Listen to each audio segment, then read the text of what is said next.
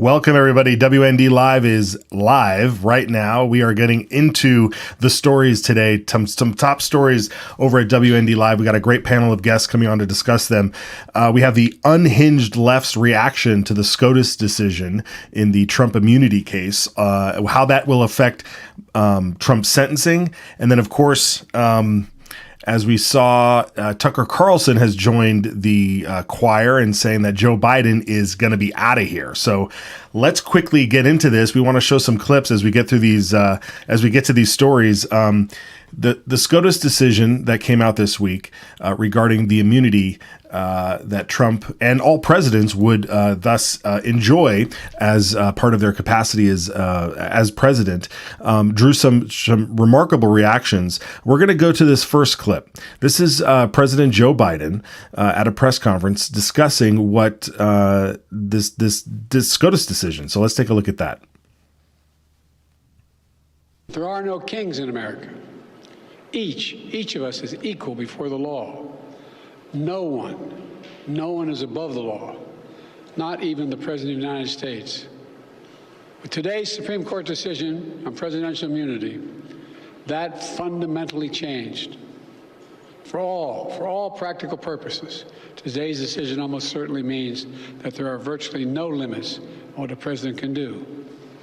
This is a fundamentally new principle, and it's a dangerous precedent, because the power of the office will no longer be constrained by the law, even including the Supreme Court of the United States.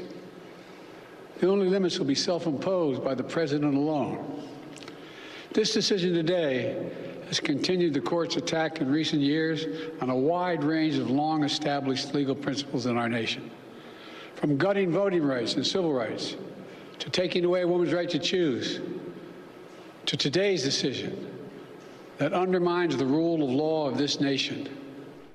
Incredible. We're going to have, like I said, we're going to have some guests on to discuss this, some WND contributors, the co-founder as well, to get us rolling. But we have to get through some of these clips here with the left's reaction. So that was the official reaction from the White House, of course.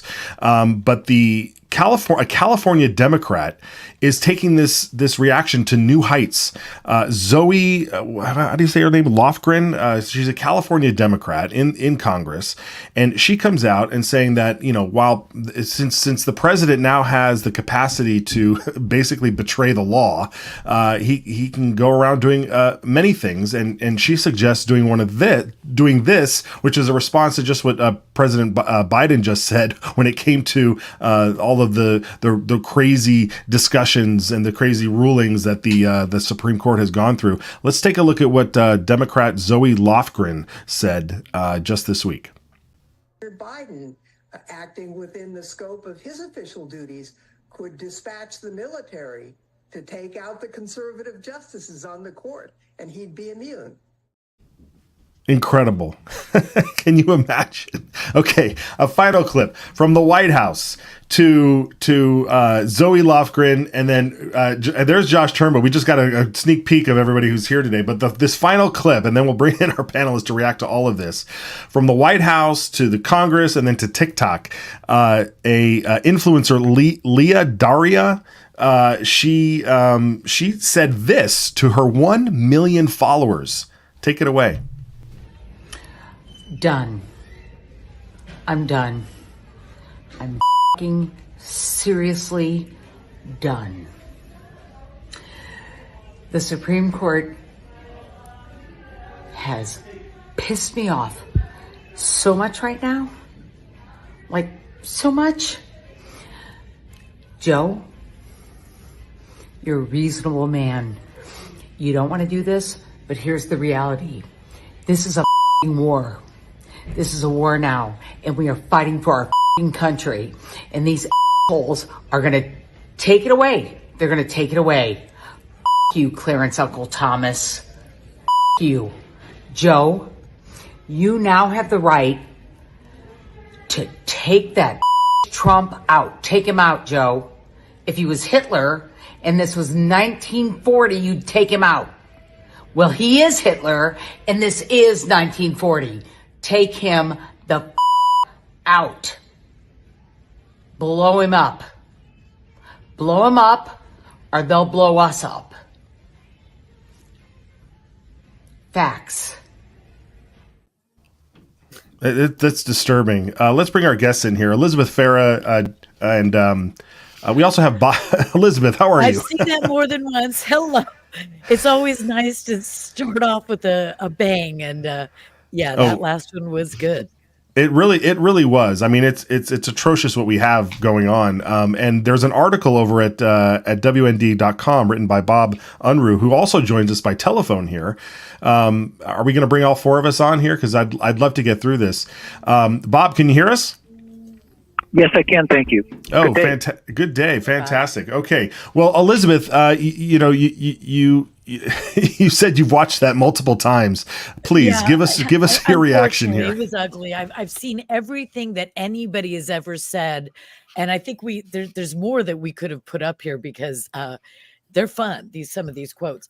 Firstly, I want to say this: that the speculations by Sotomayor and others regarding what the president could now do of his own accord say so much more about the justices and the speculators, if you will, than it does say about anything else. How they could come up with scenarios where one of them said, jump in if you can remember who said this, that he could get rid of members of his cabinet by poisoning them. Now, you know what? People project what is in their heart. It's like the jihadis accuse Israel of the very things that the jihadis are actually doing, say genocide, things like this. The left, Democrats, historically, or for many, many decades, have accused the right, conservatives, patriots, of doing exactly what they want to do. And so I'm a little more concerned about what they would do if they really did have that kind of unlimited power. Now, secondly, though, I want to say that I believe the most important point, and I really haven't heard it spoken of, I'm sure somebody has, but this ruling really does very little to change anything, because de facto, we have been operating under this ruling since there was the first president of the United States, and probably even under the Articles of Confederation, but I haven't studied them recently. What president in our history has ever been held, well, not to account for actions taken under his in his office, official duties? And if you think about what we have, Obama, if this went a different way, if we still had a leftist court and they were just about going after Trump and destroying him, so they, crossed this Rubicon, then we could go back. Obama could be executed for murdering without trial, a jihadi American on foreign soil with a drone. Joe Biden could be. And so all of these presidents who have prosecuted wars and given orders that led to the death of even innocent civilians could therefore be prosecuted if this was ever a scenario like the left in their dreams think we've been living under for all these years. Nothing's really changed. Yeah. There's just been a fine point put on that pencil. So now there's three sections that they can judge by. That's it. No, it's an excellent point. And Bob, I want to bring you in here on this. You have this article over at WND, and the comment and comments have been made on this show regarding that if people are actually thinking that Trump is Hitler, and that they would, if they had a time machine, they can go back and take out Hitler, they would. That this sort of rhetoric these days can be very dangerous. What are you seeing out there with regard to that? Well, yeah, I'm a reporter, not commentator, writer, but it's clear. Actually, our WND Vice President David Kapelian has written on this very topic. The left has to portray Donald Trump as Hitler. Why? Because they want to actually encourage extreme actions. It's true. If a typical moral citizen who knew what Hitler would do ahead of time, had the opportunity to take him out before he killed the millions and millions of people, the logical answer was, yes, you should do that. You should save those lives. They have to portray Trump in that light because they are so deathly afraid of him that they want to actually encourage some extreme actions. And of course, the statements that have come out regarding the immunity just put into writing what they've been thinking and what they've been, and there have been those who have appealed to this sentiment all along that, yes, Trump is Hitler. You have to take him out. Trump is Hitler. He's going to destroy everything. You have to take him out. But there is no basis for that. There is no truth for that. We're just getting ready to put a new story up now. One of the top legal commentators in America, Jonathan Turley, George Washington University law professor. He's been a commentator for many years, covered all sorts of subjects, not a particularly, not known for his conservative values, but has been quite liberal in the past. He's represented Congress in court cases, and he is saying, look, what Joe Biden said is simply not true. There is nothing to the truth. There is no truth in what Joe Biden has said about this immunity, about what we should fear. Well, democracy is going to be destroyed if we elect Trump. Well, no, not really. And he accuses Trump of saying, of now being able to do anything, not even being held back by the law, and that's simply not true. Is his analysis of that? I guess if I were Joe Biden, I would be a little embarrassed by being publicly scolded and reprimanded and schooled on the law. It wouldn't be the first time, though, right, Bob? Yeah, it wouldn't be the first time. I mean, your story clearly states that these folks have jumped the shark, to use a phrase from television. They truly have jumped the shark in their fantasies about assassination and anything else that they would do, not just assassinating the president, but just going around doing. I mean, you still have to. There still is the rule of law. They're like all of these challenges could still be put before lower courts. And I think, Elizabeth, go ahead. I'm sorry. I think that's an important point that we should drill down on for a minute. Firstly, the fact that Biden came out and gave this weaponized speech. I mean, they weaponized everything having to do with government, having to do with business, having to do with, I don't know, anything. Healthcare is weaponized. Everything is. He comes out and he states for, I think, about 4.5 minutes, just lie after lie after lie after lie. There was no foundation of truth to even one sentence, I think, in his entire statement. And here he is saying that we have become a totalitarian monarchy. What a shocking thing. There are many people that have come from other countries here that have lived under totalitarian regimes, and he is terrifying some of those people. Others he's emboldening, like Bob was saying, to go out and kill this man, the former president of the United States, or Supreme Court justices, which, remember, Chuck Schumer went on the steps of the Supreme Court and called out two of the justices and said that they will unleash the whirlwind unless they judge according to Schumer's and the Democrats' ethic. And a year later, someone was attempting to assassinate one of the judges. And then what I would say is this Supreme Court decision, I haven't read it all. I've read a lot, but it's a big decision and lots of good stuff in there. Official acts. When someone says a president could fire, in essence, part of his cabinet by poisoning them, why wouldn't he just fire the cabinet? And by the way, there is no official act that is premeditated murder. Do they not understand that murder is against the law, and presidents do not have the authority? There is nothing in the Constitution, and there's nothing in the statutory limitations or granting of powers and privileges that say, and the president has the right to cold-bloodedly or premeditatedly murder someone. Of course not. So this is just right. They've jumped the shark. Yeah, they jumped the shark. I guess I could have just said, you're right. No, I mean it's a perfect way to put it, and your points on there are duly noted, and they're spot on, folks. Thank you for watching. We've got your comments that are popping up down here. Josh, you've been you're looking over at that chat and watching those comments pop in there.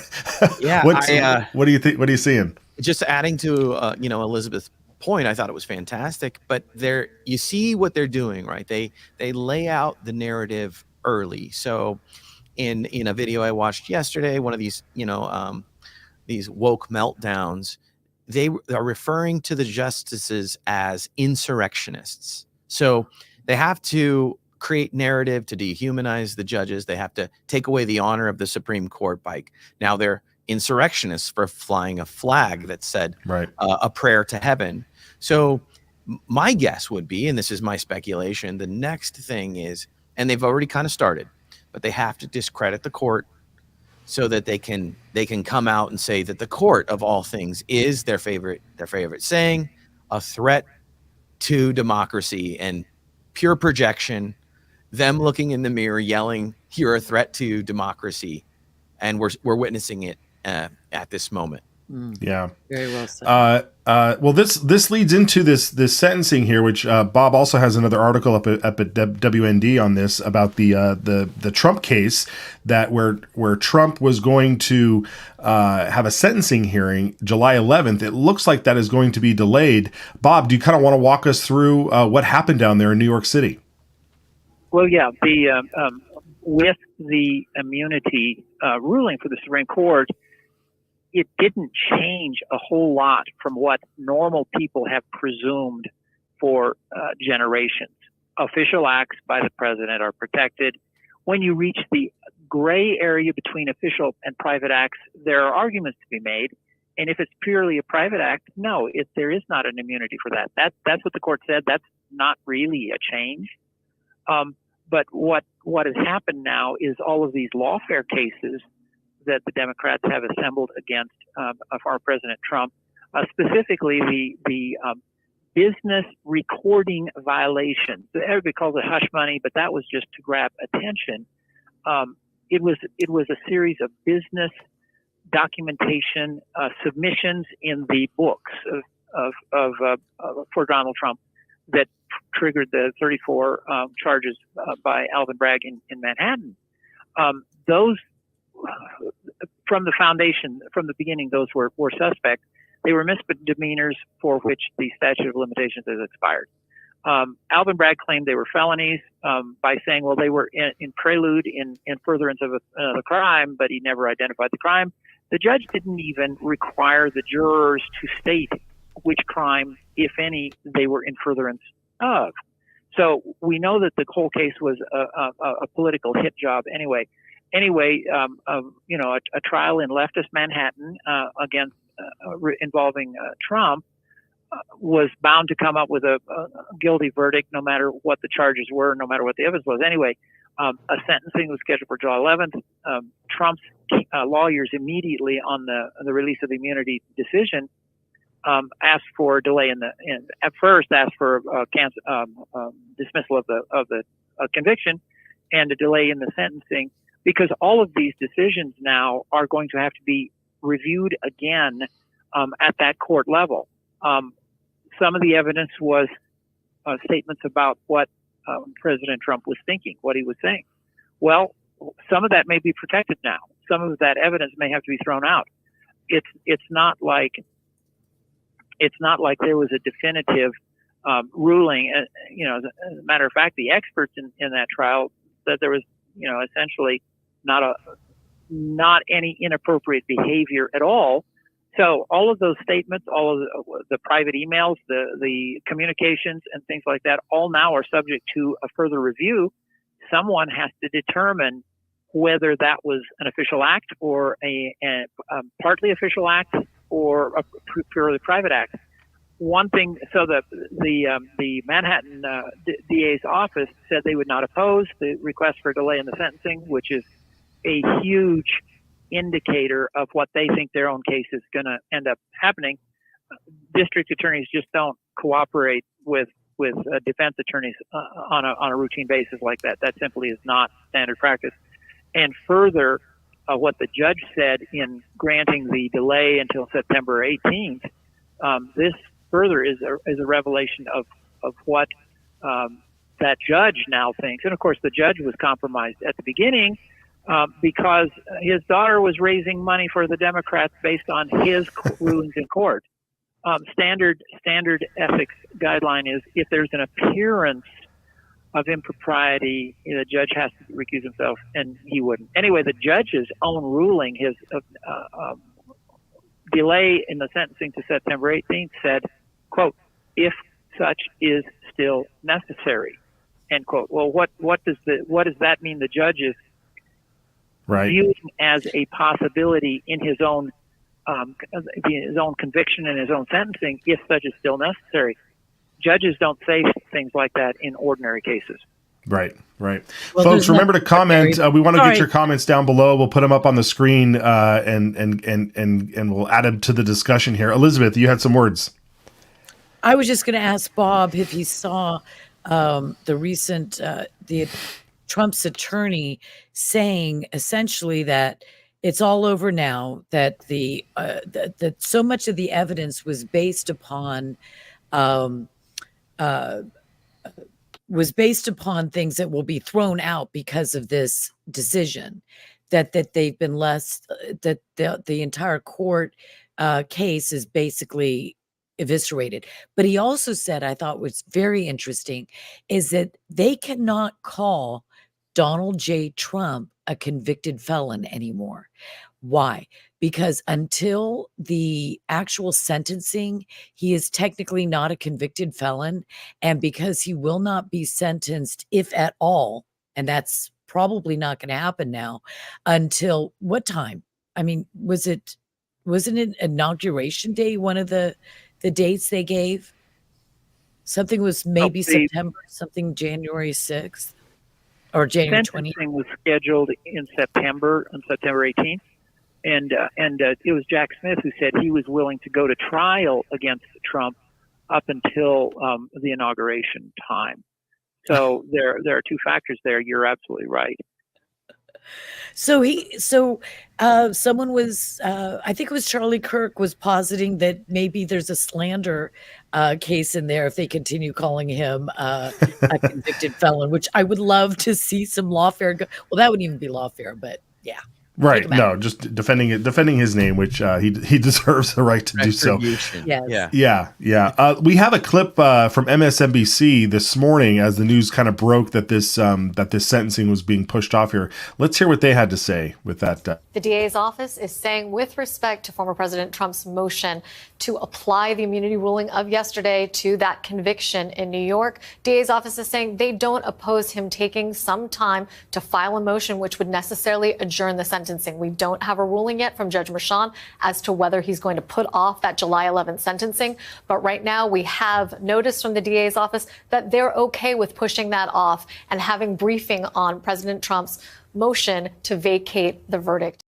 Well, one thing is for clear, because of all this, we now know that President Trump will be at the Republican National Convention in Milwaukee in mid-July. He was scheduled to have that sentencing on the 11th. The convention was going to kick off on the 14th or 15th, and nobody knew if he was going to be there in person or if he'd be addressing everybody from a cell phone from prison. But it looks like he's going to be there. In an orange suit. It is really good news. I mean, this whole thing is all melting down and blowing up and falling apart in front of our faces. And I won't be the only one who has made reference to this. The silence and the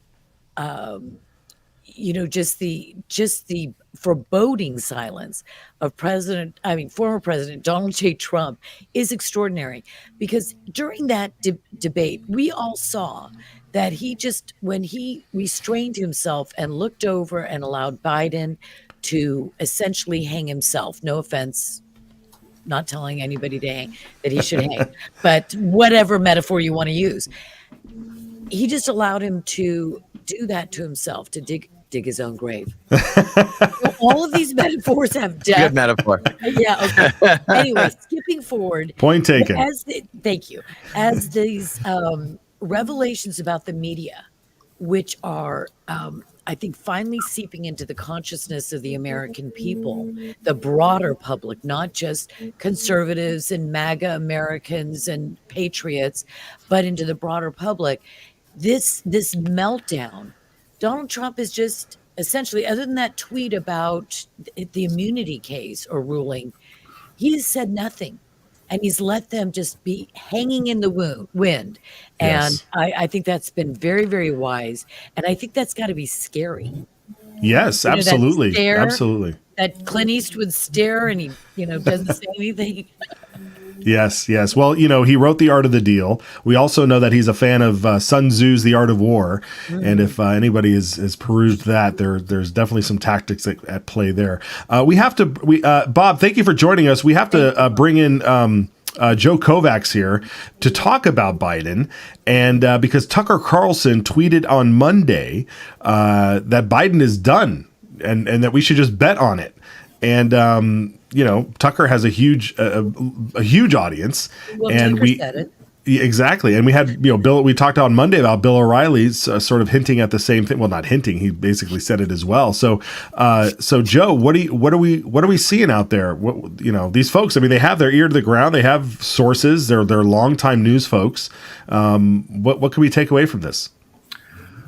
Well, I just want to point out that Tucker is making his comments from the other side of the planet. He's been in Australia making speeches down there, and yet still, like Rush Limbaugh used to be the number one voice for conservatives to listen to, he's able to be on the case and with laser-like accuracy be able to tell us what's going on. And late Monday night, it was 10:21 Eastern time. That's probably 4 days ahead in Australian time, but that's another story. Tucker tweeted this: Biden is done. Bet on it. Too many prominent Democrats have suggested he's brain damaged. They can't walk that back. They have to remove him, and they will. The only question is when. If they're smart, they'll do it immediately.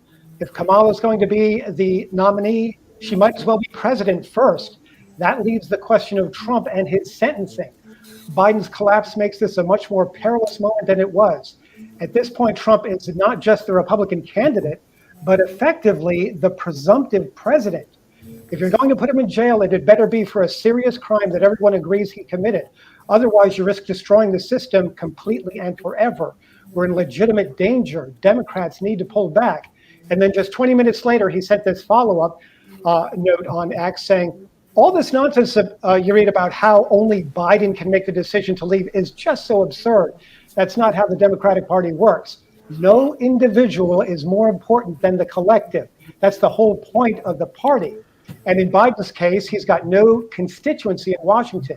Any president works for them as long as he's a Democrat. It's never personal with these people because the individual doesn't matter. So Tucker hits the nail on the head. And as usual, and he's on his way back to the United States now, I hear, after he made his final speech in Australia. But it's just amazing how these guys, I mean, Tucker makes his living, of course, being a political pundit and analyzing everything, not just politics. But everyone can see the writing on the wall. Bill O'Reilly, you mentioned, did it Sunday evening. Now it's Tucker Carlson. And just FYI, for months on WND, we have polls in our stories, which a lot of our readers just love to take a part in. And we've been asking the question for months in a variety of different ways. Basically, will Joe Biden be the Democratic nominee on the 24 presidential ticket? And by an overwhelming margin, I'm talking like 80, 90, 95% in all these polls, our readers have been saying since January. I mean, we're in July now, but since January, they've been aware that Joe Biden is not going to be the nominee. How did they know this? Well, they're paying attention and they see Comatose Joe or Grandpa or however he's being termed these days, shaking hands with the air as he always does with nobody there, and Jill Biden having to lead him off the debate stage because he can't make it down 2 steps on his own. We all knew, everybody knew, and now the media, of course, who are, they're almost worse than actors, because actors, they're professional liars, but everybody knows they're paid to lie. The media is supposed to be the truth tellers, and the American media, it turns out, the mainstream media are the professional liars who are being paid to ostensibly tell the truth, but obviously are turning a blind eye to stories and are just professional liars themselves. Yeah, no, that's great. Thanks for walking us through that, Joe. I mean, Tucker, you're right. Tucker nails it right on the head. Elizabeth, we know that Joe Biden has won every primary in the Democrat primary across the country. So he has all the delegate votes and everything. I mean, shouldn't the Democrats abide by the people's wishes? I mean, they voted for Joe, right? Okay. Yeah. It's such a weird conversation to have, because everything you say is sort of contradicted by something else. The Democrat Party does not care about their constituency. They care about power. That's why they can do things, break norms that they accuse others of breaking, like Donald Trump, by going after a president. This is the first time a former president has ever been taken or charged with a crime that is supposedly had been committed during his presidency. It took us 38 years or 48 years or something like that to get to that point. They don't care about their constituency. But there's a lot of complex rules. Kamala apparently is the only one that can touch how many $200 million that they have raised, because that's gone toward Biden Harris, right? So nobody else can step up and take that money, but maybe they'll figure out a way to steal it.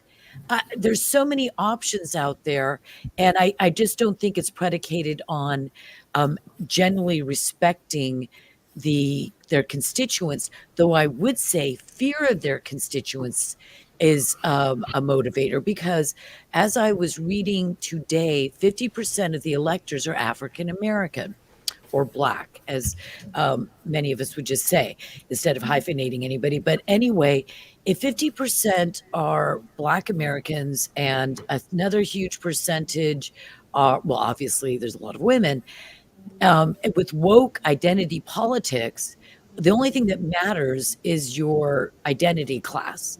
And so to set Harris aside would also probably create a deliciously crazy Democrat convention. Absolutely. Can you imagine if she's already the vice president? I mean, that's the whole reason why you have a vice president, is in case the president himself or herself, right, is gone. 25th Amendment. Yeah, I mean, so people are dismissing her outright because of without and quite honestly for good reason. But the position that she's in, whoever that person is in that role, should be the next person, the obvious choice if you were going to dump the top of the Joe, ticket there. Isn't that what? Not Hunter. I'm sorry. Isn't Joe?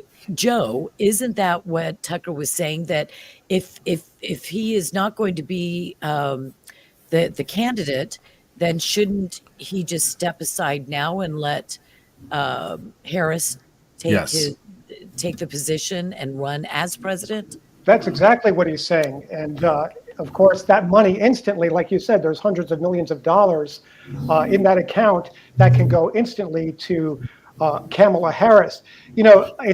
I just thought of this earlier because it's so absurd, but Pat Sajak has just retired from Wheel of Fortune. But if you could imagine a wheel of misfortune with all the Democrat names that they would just spin now to replace Joe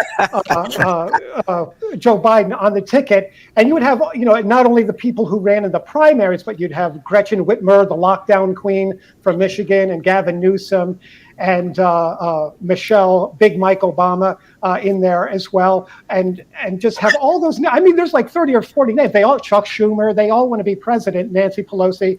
The list goes on and on. So the easiest thing for them to do would be to say, yes, let's have Kamala take over and do it now. But they know that here's the problem, that the dirty little secret that nobody wants to admit, but all our readers already know this, is that Kamala Harris, or Kamala Harris, however you pronounce it, is more unpopular than Comatose Joe. Nobody likes her. Nobody wants her to be president. They don't want her to be vice president.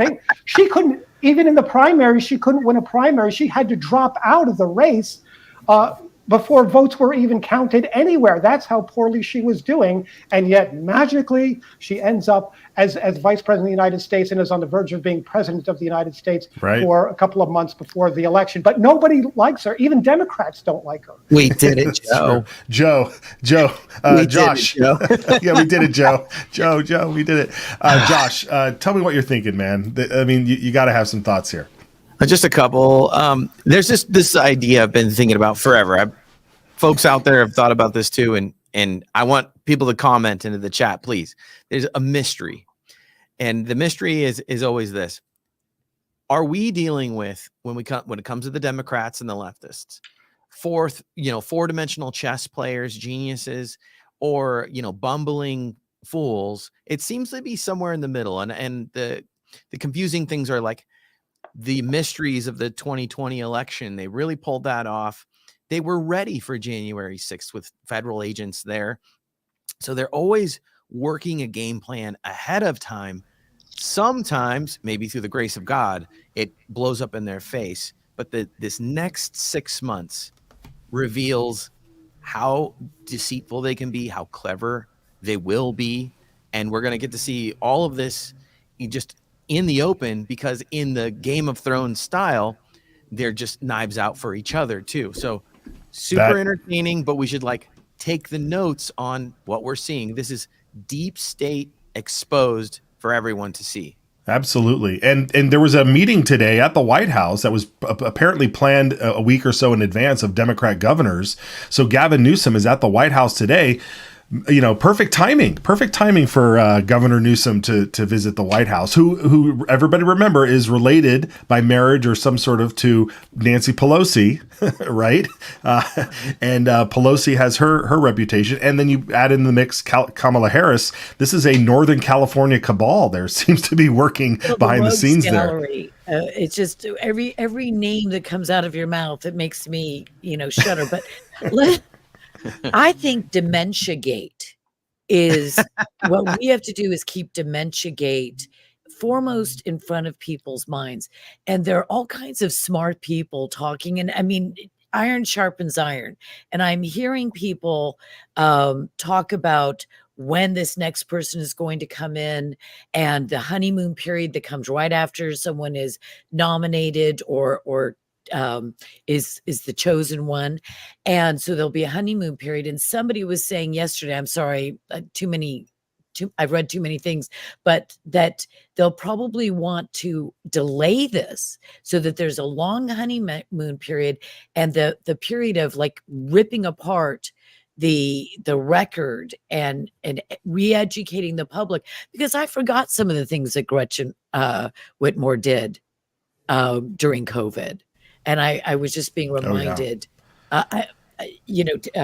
just the other day. And I thought, well, this has to seep in. So the media has a big part to play in this. And of course, the Democrats, and there's a lot of machinations. I don't think anybody knows what is going to happen next. But I think that we need to keep Dementia-gate in front of people. And this is one very good reason. Yes. I read an article in January in The Atlantic, and it referenced the extinction level event for the news media. And it's brilliant. As a matter of fact, I was doing a post on X for this and got taken away. And what this really states is, it goes back some history of how they've reached to the point where they have the establishment media, and they are bleeding buckets, billions of dollars, hundreds of millions of dollars. This kind of revelation, this exposure of this corruption that they obviously knew about. Remember, Carl Bernstein was saying that he has friends in the news media, and of course himself, he's 80 some years old. They all knew about this. And then it was it Reuters or AP? I think it was AP that admitted that they were afraid of backlash by the Democrats, by the Twitter sphere, and by the White House. So they didn't ask any questions or do an expose. So now it's all falling down because one person is crawling over the body of another entity or person in order to expose them or somebody else that they all knew. Now everybody's to blame, but you know what? Who is not to blame? Conservatives, MAGA, patriots. We can show 1,000 hours of commentary on dementia, the dementia gate that goes back prior to the 2020 election, because we all knew that he was losing it prior to the election that took place in 2020. So Kamala, she has known for 4 years, 3.5 years, 4 years. So how can she stand up in a debate or before questioning and answer the following question? Kamala, either you weren't working with the President of the United States and you had no contact, which disagrees with everything you've said before, or you yourself had been withholding this vital evidence, you've been lying, you have been part of the cabal to hide this dementia gate. That's what dementia gate is the hiding of it. Yeah. And it just shows the power of them colluding with the media to keep everybody on this narrative. All right. Well, we're going to show one final clip here as we end the program. And this goes to just to your point. Biden, I'm doing it now as my impression of Biden. Biden has this ability to he still does a pretty good job reading off a teleprompter. So much so that he tends to read almost every direction on the teleprompter. So if we have that clip, let's look at that real quick. The president is now a king above the law. With fear for our democracy, I dissent. End of quote. End of quote. So end of quote. End of quote. End of quote. End of quote. That's tweeted out on the WND social. So go ahead and retweet that out. Share that around. The end I'm of going quote. to retweet that. I hadn't seen that. Yeah, it's really good. Those three words, I just want to point out, those three words, end of quote, sum up his entire administration. Because this is the end, and it's happening right now in front of our eyes. So it is. That's what he'll be known for, is end of quote. End of quote. Yeah. The idea, Joe. The idea that you can have an end of quote. Yes, very good. Folks, keep commenting. Keep those comments coming in. We're throwing them up on the screen and when throughout the program. And we do certainly appreciate. We also have to make mention that censorship is coming. It's already happened at WND over the years, and it's still going to come. So we want to make sure that you guys are following us on X. You guys are following us. We set up a new Rumble channel, WND Newsroom. So go to Rumble, search for WND Newsroom, and follow over there. As we start to ramp up those areas where we can broadcast live as well, that'll just be another avenue, another safe haven for you to follow us as we continue onward here. Folks, Josh, Elizabeth, Joe, great show today. Any parting words as we head off? We're at Hump Day. I mean, this is only Wednesday. There's still more news to come. What do you think is going to happen before we get back here on Friday? Well, we do have 4th of July holiday, and I just want to remind people, even though there's all this madness out there, God has still blessed us with the greatest country the earth has ever seen. And so we implore him for those blessings to continue. But for everyone else watching, just fight the good fight. We're in a war against evil, so just keep fighting the good fight. Yeah, thank you, Joe. So important. And Elizabeth. I will say this one thing. Back to the I'm sorry, I've got some crosstalkers on something. I'm not sure what it is. Anyway, so the NSA is infiltrating. I'm sorry, the enemy's infiltrating. I wanted to say this today, and we couldn't really shove it in. So I'm going to, actually, we don't have a commercial break coming up, so I can actually put this in here. On 4th of July, supporters of Islamists, jihad in America and around the world, globalize the Intifada, are taking the streets of New York City, and they're going to be demonstrating, and they're hoping to have hundreds of thousands of people here. These things are all organized by people who support Hamas, Gaza, and globalizing the Intifada, and basically many of which are genuine anti-Semites and Jew haters, and would love to see the state of Israel destroyed. They're taking when I say sacred, I understand the difference between something that's sacred unto God and something that's sacred among the people. But a sacred holiday of the United States of America, like Thanksgiving, but in some ways even more prominent, and they are taking that time that we should all be celebrating together with one another, our freedoms, our Christian founding of our nation, all of these things, and they're going to be a tremendous anti-Israel march in New York City, and I just think it's absolutely a disgrace, and it's an appropriation of our great national holiday. And I don't appreciate it, and I think Americans should be paying attention that they're doing that. They did it in Great Britain on their Armistice Day, which is a very sacred day.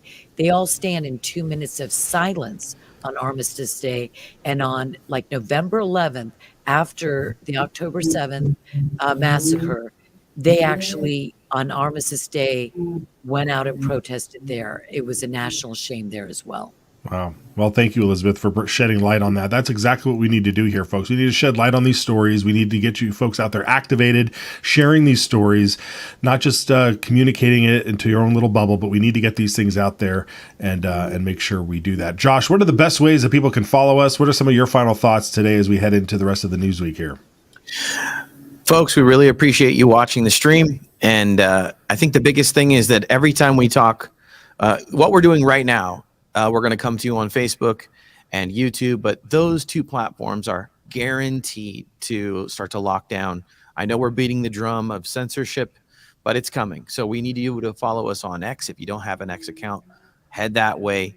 You can easily search us up. We're WorldNet Daily or WND. But the biggest thing we ask is that you go to our Rumble channel. We need to develop that channel. You need to go over there, subscribe, like our videos. And that way we're going to come to you on Rumble and X, and we will unlikely to have much censorship. You will see our stories, and you'll get to hear everything that's going on. Of course, go to WND.com to see the news and all of the articles the great writers over there are doing. And I appreciate you watching. Also, comments as much as you can. Great. All right, folks. Thank you again so much for joining us. We'll be back here on Friday. Have a happy Independence Day, and we'll see you next time.